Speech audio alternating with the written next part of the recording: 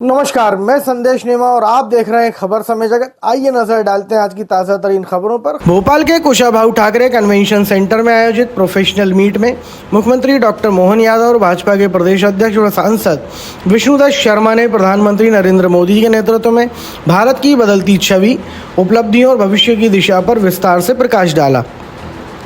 इस आयोजन की शुरुआत एक पेड़ मां के नाम अभियान के तहत पौधरोपण से हुई, जो पर्यावरण और संवेदनशीलता का प्रतीक बना। मुख्यमंत्री डॉक्टर मोहन यादव ने कहा, प्रधानमंत्री मोदी ने भारत को भयमुक्त, आत्मनिर्भर और स्वाभिमानी राष्ट्र के रूप में स्थापित किया है।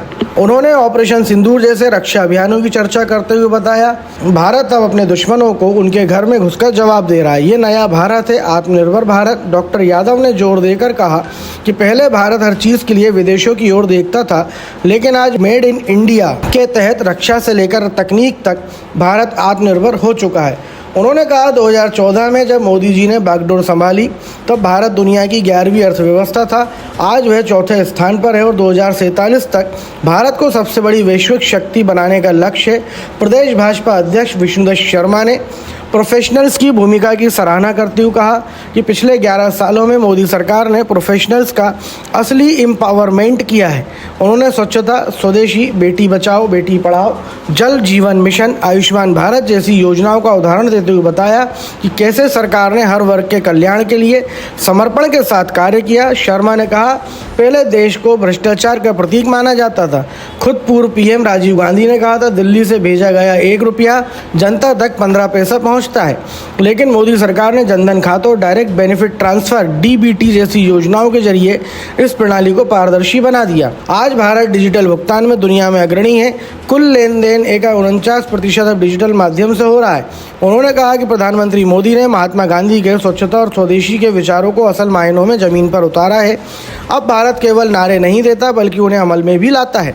कार्यक्रम में प्रदेश के वरिष्ठ नेता, विधायक, महापौर व कई अन्य प्रमुख चेहरे मंच पर मौजूद रहे। ये आयोजन न केवल भाजपा के सांगठनिक शक्ति प्रदर्शन का अवसर बना, बल्कि इसने यह भी दर्शाया कि मोदी युग की 11 वर्षों की नीतियां अब आम नागरिकों, प्रोफेशनल वर्ग तक कैसे गहराई से पहुंची हैं। माननीय यशस्वी अध्यक्ष श्रीमान विष्णुदत्त शर्मा जी, हमारे महामंत्री माननीय भगवान दास सबनानी जी, माननीय राज्यसभा सांसद सुश्री कविता पाटीदार जी और अभी मंचस्थ सभी अतिथियों के साथ हमने प्रबुद्ध जन संवाद में सरकार की उपलब्धियां भी बताई और जनता से संवाद करके खुले मंच से भी बात की है कि आपको जो लगता मोदी जी की सरकार के अच्छे निर्णय के बारे में या सरकार के बारे में जिसके मन में जो आए, हमने खुले में संवाद करके दिखाया। और ये भी कहा कि कोई किसी का मन जो भी किसी प्रकार से बोलना हो तो हमने सबने सुना है। सच में ये स्वर्णिम काल चल रहा है। यशस्वी प्रधानमंत्री ने देश के अंदर भी, देश के बाहर भी देश का मान सम्मान बढ़ाते हुए बदलते दौर में भारत को 21वीं शताब्दी का भारत सच्चे अर्थों में स्वामी विवेकानंद की उस भविष्यवाणी की तरफ ले जाने की तरफ वो तत्पर दिखाई दे रहे हैं। जब दुनिया का ये सिरमौर भारत बनेगा, आइए हम सब उनके इस भाव के काम करने के तरीके के, और अभी तीसरे कार्यकाल के 1 ही वर्ष हुआ है, भगवान करे ये उनका समय पूरा निकले और 29 में पुनः वो प्रधानमंत्री बने और भारत को वाकई मान ले जाए जहाँ के वो भारत हकदार है।